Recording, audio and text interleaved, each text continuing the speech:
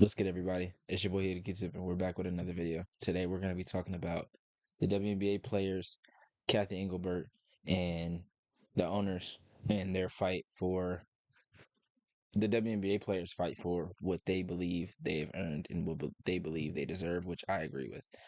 Um, as everyone, well, if you follow the WNBA, you know new CBA deal is coming up, but the players and the owners and Kathy Engelbert are working on that currently. There were some talks, there were some conversations had over the weekend during All Star break. Those apparently did not go very well in the eyes of the players.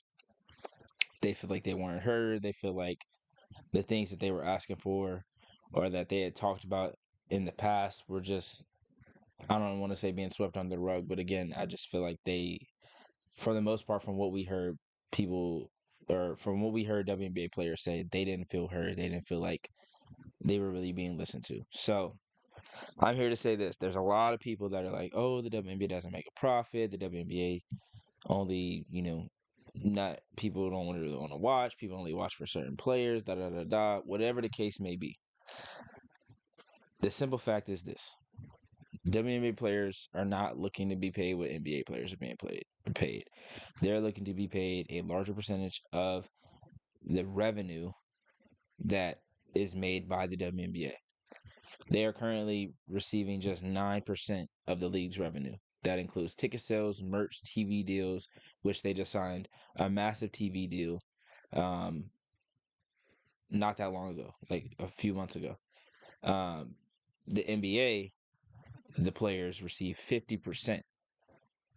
Now, obviously, they're not asking for 50%, but they're asking for a specific amount that would still change the lives of every other player in the league, not just the superstars, but the other players that are like great role players or on the brink of being in or out of the league that have to play overseas and things like that. They also were trying to basically, from what Gabby Williams had said, Gabby Williams plays for the Storm, plays for the French national team. She said that they were basically trying to weed out them playing overseas, them playing in Unrivaled, them playing in Athletes Unlimited. But you can't do that if you're not gonna pay them what they deserve. There's as simple as that. So if they were paid if they were paid more, right now their salary cap is set at 1.5 million for the entire year. That's the salary cap for every team. In theory, if it was pushed to 40% of the league's revenue, the salary cap would be 6.48 million. So that would give teams more wiggle room, that would give players more pay, that would also allow teams to keep more players on the roster with the roster expansion that's already happening. Like, it's hard to say like, oh, the WNBA is not doing this when the Valkyries just went for $500 million. Like, they just got bought and made a team and put into the WNBA for $500 million. We just seen three other teams get named a couple of weeks ago. We have the Toronto team starting next year. We have Portland starting next year.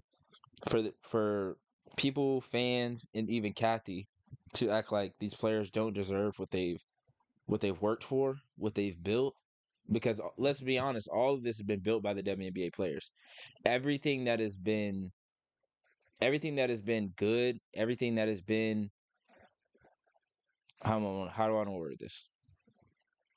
Everything that has been positive, everything that has been entertaining, has been through the players. The players have been the ones playing on the court. They've been the ones marketing themselves. They've been the ones pushing for more. They've been the ones speaking out when need be. Like, they've had so many different commissioners that they've always been failed.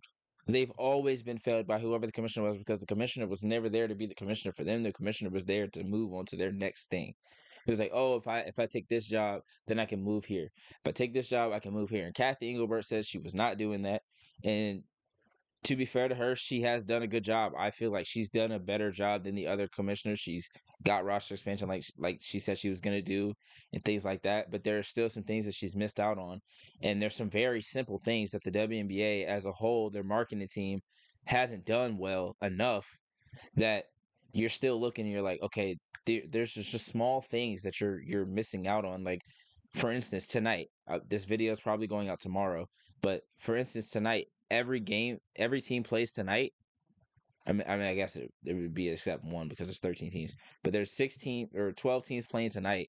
No teams playing tomorrow. Like, there's no games tomorrow, and that happens so often. It's like it's a small thing, but it's really not because you're messing up you're messing up scheduling, you're messing up so many different things.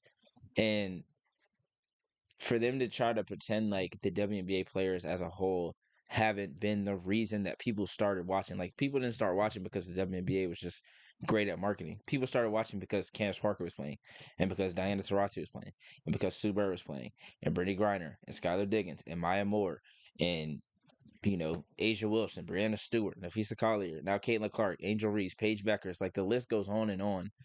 The WNBA has been forged and pushed to the forefront by its players and no one else.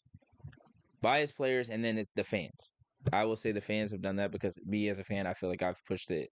But obviously I haven't had the push that they have. Like, they've done this year after year after year after year, and they've gone overseas and they've played in different leagues, and then they've come back to this league every year to try to push this league to where it is getting. We just watched an All-Star game which had record numbers on All-Star game and the skills challenge and 3-point contest. We just watched two players do a 72-hour stream that took over social media for 3 straight days, and even the day after that, before games started again. Like, the WNBA players are fantastic on the court, fantastic off the court. You rarely see any WNBA players in any kind of legal trouble or doing anything that they shouldn't be doing in terms of betting, um, anything like crazy. And people try to make it seem like, oh, because they can't dunk or they don't run 4.40s and things like that. Like, they can't play basketball at a high level or they don't play basketball at a high level. Like, it's really goofy to me. And I know if it's irritating for me, it's got to be irritating for the players to feel like the owners aren't listening and the commissioner is not necessarily listening to what you've asked for. And it's not like they're just asking for something new. Like, they've been asking for this. Obviously, they had the CBA, I think it was 2020, maybe 2021, that changed some things. And that was more towards like getting rights for women that like WNBA players that were pregnant and for the veterans and things like that. Obviously, as the league continues to grow, you ask for different things. That's just how it works. And I've seen a lot of analogies. It's like the company you work for, you're not looking to see if they make a profit when you ask for a raise. You just want your raise because of what you've done. You've earned a raise, so you want that raise. Every player in the WNBA has earned their pay, has earned a raise. They've done their part. Now it's time for the owners, Kathy Engelbert, and everyone else to step up and do their part. And the WNBA players have shown that they are willing to do whatever and say whatever to get to where they feel like they should be. And I would not be surprised at all if this ends up in a lockout, because you still have Unrivaled, which they just made announcement with like 9 to 10 different NIL signings for young college players, including Flaw J. Johnson and AZ Fudd, probably 2 of the top 3 picks in the next year's draft. Lauren Betts as well, so that's probably the top 3 of the next year's draft. Like, you're missing out on opportunity if you don't capitalize when you can. And the WNBA players realize that. They're like, hey, we've built something every year. Like, every year the ratings have gotten higher and higher and higher and higher. And now, obviously, with players like Caitlin and Angel and Paige coming in, the everything is going up. It's only going to get better from there because players are only going to keep getting better as well. You're going to get the AZ Fudge. You're going to get the Lauren Betts. You're going to get the Flaude Johnsons. You're going to get the Hannah Hidalgos. You're going to get the Juju Watkins coming into the league. And they're only going to continue to push people's eyes to the TV. The women's college basketball has done way more of marketing the WNBA and marketing women's basketball than the WNBA or ESPN or anything that itself. They've done it just with their play. That's a fact. So my point is this: the WNBA players deserve to be paid what they have earned. They deserve to get a bigger percentage of the revenue, because the revenue is higher, way higher than people want to think. The profit, you want to keep talking about the profit. The NBA didn't make a profit on the NBA didn't make a profit until 25 years in. And they didn't make a consistent profit until 40 years in. And famously, when did they start making a profit? When Magic Johnson and Larry Bird walked through the door. So if they looked at Larry Bird and Magic Johnson and said, "Hey, y'all guys aren't as important as you think you are," and they were to walk away or step away or whatever, then everybody would be looking at them like, "Y'all are crazy. Like, I can't believe y'all just did that." This is the same thing they're doing right now. The WNBA owners, board, whoever, Kathy Engelbert, do not let this opportunity slip past you. Do not make a drastic decision because you want to be right, or you want to be able to think, you want to say that you won the negotiations. That doesn't matter. The only thing that matters is the players getting what they deserve and fans getting what we want. We want to see these players play basketball at the highest level, and that's exactly what they've done for the last 27, 28 years. We want to continue to see that, and if you're not going to give us that, there's no reason that they can't just jump over to Unrivaled and play over there, and then y'all going to be looking really crazy. They may not be able to reach the WNBA's heights right away, but if you don't make things the right way, there's a reason that they made a league. There's a reason they made a league. You already have page breakers coming in.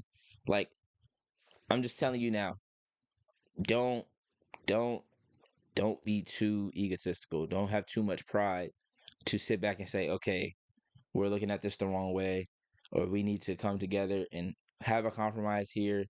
Think about what they've done. Think about what they're going to do in the future, and let's make a decision. Because there's no way you have all these teams. You're not expanding all these teams if you don't feel like these players deserve more. You understand what I'm saying? Like, it doesn't make sense for them to not want to give them what they're asking for, but also expand teams into the league. If you're doing that, that means they're doing a great job, and that means that the money is coming in, the money is there, the money will be there. Even if it's not there right now, it will be. You wouldn't do that if you don't have the money for it. It just wouldn't make sense. And all these owners, these teams that are getting bought in, they're throwing a ton of money in. All that money can be shoveled back out. Like the TV deal was insane. It's an insane amount of money. Do not be dumb. Do not be dumb about this. Do not be stingy. Do not be selfish. Think about the fans. Think about the players who have pushed this league to the forefront. That's all I have to say about that. If you disagree, I really don't care. Like, at this point, this is one of those topics that if you disagree, I really don't care what you have to say, because your opinion doesn't matter on this situation. That's all I'm gonna say about that. If you like this video, like, share, subscribe. Let me know how you feel in the comments. I'm not gonna delete any comments. If you're in the comments negative, you're in the comments negative. Not gonna respond. It is what it is. Again, I'll be back with another video soon. But until then, you can catch me on Multiplicity Media, the Hoodie and the Headband, and Restless Wrestling. And you can catch me here and on my TikTok at Hoodie Q-Tip. Thank you for watching. I'll see you next time.